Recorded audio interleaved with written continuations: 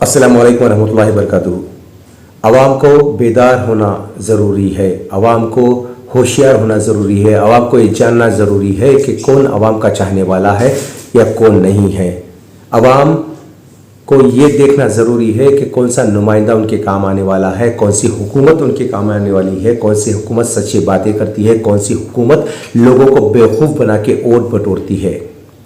ये हुकूमत, ये पार्टी अवाम का खून चूसने वाली है।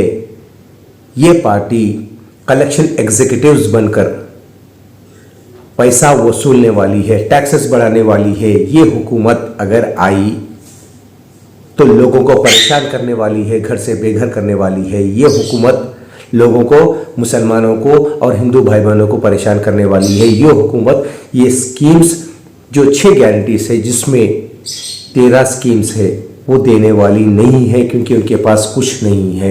ये हुकूमत लोगों से पैसा वसूलने वाली है, क्योंकि इतने सालों में इनका जो नुकसान हुआ है वो नुकसान को भरपाई करने के लिए अवाम को परेशान करेगी, खून चूसेगी। और ये हुकूमत गरीबों की हमदर्द नहीं है, ना ही मुसलमानों की है और ना ही हिंदू भाई बहनों की है। ये हुकूमत जो अपने आप को ये हुक्मरान कहते हैं कि हम सेक्युलर पार्टी से बिलोंग करते हैं, वो पार्टी सेक्युलर पार्टी नहीं है। वो कैंडिडेट जिसको सीएम आप बनाना चाहते हैं वो सीएम एक आरएसएस का एजेंट है और बीजेपी से मिला हुआ है। ये पार्टी खुद पूरी की पूरी बीजेपी से मिली हुई है। और यहाँ तक कि ये भी बताया गया कि बीजेपी के नक्शे कदम पर चलकर, जैसा बीजेपी सारे स्टेट्स में नज़र रखकर सारे स्टेट्स को और पूरे इंडिया को बर्बाद करी है, अब तेलंगाना पे नज़र रख के तेलंगाना को बर्बाद करने चाहती है। अगर आप इस पार्टी को चुनेंगे, अगर इसको हुकूमत में लाएंगे तो लोग खून के आंसू रोएंगे। ये अल्फाज मेरे इलेक्शन कैंपेन में थे, एक बार नहीं बार बार हर पब्लिक जैसे में, और यहाँ तक के जितने भी मीटिंग्स हुए हैं हर मीटिंग में, और यहाँ तक के वीडियो के ज़रिए से मीडिया में मेरे स्टेटमेंट्स, कुछ ऐसे स्टेटमेंट्स जिसको पैसा देकर डिलीट कराया गया, कुछ ऐसे स्टेटमेंट्स जो सोशल मीडिया के लोग ये चाहते थे कि बीआरएस नहीं आना और कांग्रेस आना, और कुछ ऐसे लोग जो कि कांग्रेस के लीडर्स हैं, आवाम को बहकाकर भटकाकर, हम बार बार ये बोल रहे थे कि आवाम को बहकाया जा रहा है, आवाम को झूठी आस दी जा रही है। कुछ ऐसे लीडर्स कांग्रेस के आवाम को भटकाकर केसीआर के खिलाफ और बीआरएस के खिलाफ बातें कर अपने गिरफ्त में लेकर वोट लिए हैं। यहाँ तक कि कुछ ऐसे लोग जो दूसरे पार्टी से बिलोंग करते हैं, जो दूसरे तंजीमों से बिलोंग करते हैं, वो लोग का कहा भी यह था कि बीआरएस को नहीं लाना, कांग्रेस को लाना। आज वो लोग मुखर गए हैं। मैं ये कहना चाहता हूँ कि ये जितने भी लोग हैं जो कांग्रेस को वोट डालना ये कहकर कांग्रेस को लाए हैं, ये सब खुसरवार है। अस्सलामु अलैकुम वरहमतुल्लाहि वबरकातुहू। मैं Mohammed Ghiyasuddin Izhar, BRS senior leader, Telangana state education member and state president for TMAVS. आप सबके सामने मैं ये खुले अल्फाज में बोलना चाहता हूँ कि जितने बातें ये कही गई थोड़ी देर पहले मैं बताया हूँ, हर वो बात इलेक्शन कैंपेन में हर जगह जगह मीडिया में हर जगह हम बोलते गए कि अगर कांग्रेस को अगर आप मौका देंगे तो कांग्रेस हैदराबाद को नहीं पूरे तेलंगाना रियासत को बर्बाद कर देगी। आज हम हाइड्रा के नाम पे जो एक बहुत बड़ी साजिश और बहुत बड़ा गेम देख रहे हैं, मैं मानता हूं कि हाइड्रा एफटीएल या बफर जोन के लिए काम कर रही है, वो एक हद तक सही है, पूरा नहीं, एक हद तक सही है। जहां पर इस गेम में, इस मिशन में जो कांग्रेस के लीडर्स हैं खामोश बैठे हुए हैं। जब गरीबों की बात अगर आती है तो गरीबों के पास किसी भी तरह की अगर परेशानी होती थी तो बीआरएस के दौरे हुकूमत में ये लोग उनके घर तक पहुंचकर उनके पैरे पड़कर उनके तलवे चाटते थे और वीडियोस बनाते थे और ये कहते थे कि केसीआर एक गलत लीडर है, बीआरएस पार्टी एक गलत पार्टी है।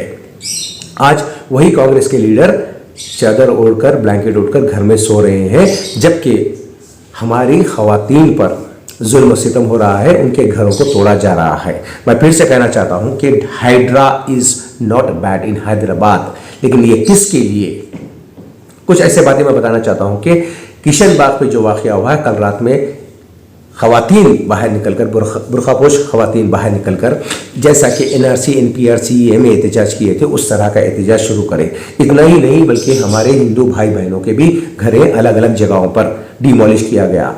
ये हुकूमत जो है, ये पार्टी जो है, मैनिफेस्टो में ये बताई थी कि 6 गारंटीज देंगे जिसमें 13 स्कीम्स है।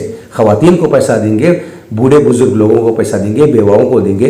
जितने पैसे केसीआर की तरफ से आ रहे थे वो सब तो ख़त्म, इसका देना कुछ नहीं है। यहाँ तक कि फार्मर्स के बारे में जो भी हुआ है वो भी गलत हुआ है। करंट के मामले में जो हो रहा है वो भी गलत हो रहा है। ये सब बातें, ये गलत आगे होने वाले हैं, ये हम बार बार बताए थे। स्पेशली मैं हर एक प्रोग्राम में, हर एक जलसे में बताया था। एक बात मैं ये कहना चाहता हूं कि ये हुकूमत अगर जो वोटर्स हैं इनके, या हमारी जो आवाम है तेलंगाना स्टेट की या हैदराबाद सिटी की, उनको लेकर कभी हमदर्दी नहीं कर सकती। वो एक नंबर के चोर, लुच्चे और लफंगे हैं जो इलेक्शन मूवमेंट पे आके ये कहते हैं कि हम गरीबों को इंसाफ दिलाएंगे, हम तरक्की लाएंगे। 6 गारंटीज में से एक गारंटी नहीं मिली, हाइड्रा मैनिफेस्टो का एक पार्ट नहीं था। 6 गारंटीज मैनिफेस्टो में मेंशन थे। इस हाइड्रा को सामने इसलिए लाया गया और ये काम इसलिए किए जा रहे हैं जिसके पीछे बहुत बड़ा एजेंडा है। और मैं वाज़ेह तौर पे कहना चाहता हूं कि ये जो 6 स्कीम्स देने में कांग्रेस पार्टी नाकाम हुई है, उसको छुपाने के लिए ये हाइड्रा का एक नाटक किया जा रहा है। कई ऐसे लोग हैं, कई ऐसे गरीब हैं जिसको बेघर किया गया, उनके घरें तोड़े गए, उनका घर का सामान, यहां तक कि उस घर में प्रेग्नेंट वुमेन भी रहती थी। और ये पार्टी औरत की या खवातीन की इज्जत करने वाली पार्टी नहीं है। ये पार्टी वो पार्टी है जो आवाम का खून चूसने वाली पार्टी है, चाहे वह औरत प्रेग्नेंट क्यों ना हो, उसको भी सताने वाली पार्टी है। एक हुकूमत जब काम करती है, आवाम के लिए काम करना चाहिए, ना कि अपनी जाती मफाद के लिए काम करना चाहिए। और ना ही तुम डेवलपमेंट करने के लिए किसी के घर तोड़कर, उससे पैसे वसूल कर, या किसी भी तरह के गंदे हरकतें कर नहीं आगे बढ़ना चाहिए। मैं आपको एक बात क्लैरिटी में बताना चाहता हूं, कई ऐसे प्रॉपर्टीज है जिसको डिमोलिश किया गया। अगर कोई पैसे वाला है, इनकन्वेंशन नागार्जुन का है, ठीक है। मैं एक बार और बताऊंगा कि जब तेलुगु देशम में ये रेवंत रेड्डी थे, वो उस वक्त से नागार्जुन से दुश्मनी कर रहे थे। पता नहीं इसका क्या रीजन है, इसके वीडियोस मेरे पास हैं। किसी भी बात पर अगर किसी को किसी भी तरह का शक है तो मुझसे वो पूछ सकते हैं कि मेरे एक एक अल्फाज का सबूत मेरे पास है, जो मैं चाहे वो आवाम हो या कांग्रेस वाले हो, मैं पेश कर दूंगा। और मैं ये कहना चाहता हूं कि नागार्जुन से सबसे पहले पर्सनल क्या दुश्मनी थी, पर्सनल ग्रेजेस की वजह से इनकन्वेंशन तोड़ा गया, जबकि वो इनकन्वेंशन में रेवंत रेड्डी की बेटी का रस्म था और जेल से आकर रेवंत रेड्डी अपनी बेटी से मुलाकात किए गए थे। और ये सुनने में आता है कि नागार्जुना उस इनकन्वेंशन को जब रेंट पे दिए थे उसका कुछ पैसा भी नहीं लिए। वो अलग बात है कि किस वजह से नागार्जुना के साथ ये बदला लिया गया। और काउंसिल में बाकायदा रेवंत रेड्डी उस वक्त के कांग्रेस के जीएचएमसी कमिश्नर मिनिस्टर से ये पूछ रहे थे कि उनका कन्वेंशन हॉल कब तोड़ेंगे। खैर ये बातें अलग हैं। जो लोगों के घर तोड़े गए, हुकूमत के पास कुछ अल्टरनेटिव्स होना बहुत ज़रूरी है। अगर किसी का घर आप डिमोलिश करते हैं तो उनको पहले इन्फॉर्मेशन देना, प्रायर इन्फॉर्मेशन नहीं देकर उनके घरों को तोड़ा गया, उनके सामान को खराब किया गया, तोड़ा गया। अगर हुकूमत को ये मिशन चलाना था, अगर ये वाकई में गलत है, तो हर घर को क्या आप किसी भी तरह का कंपनसेशन देते हैं या कहीं और घर बना के देते हैं, या कम से कम 1-2 महीने का टाइम देकर उनको शिफ्ट करके उसकी रिस्पॉन्सिबिलिटी लेकर डिमोलिश करेंगे या नहीं।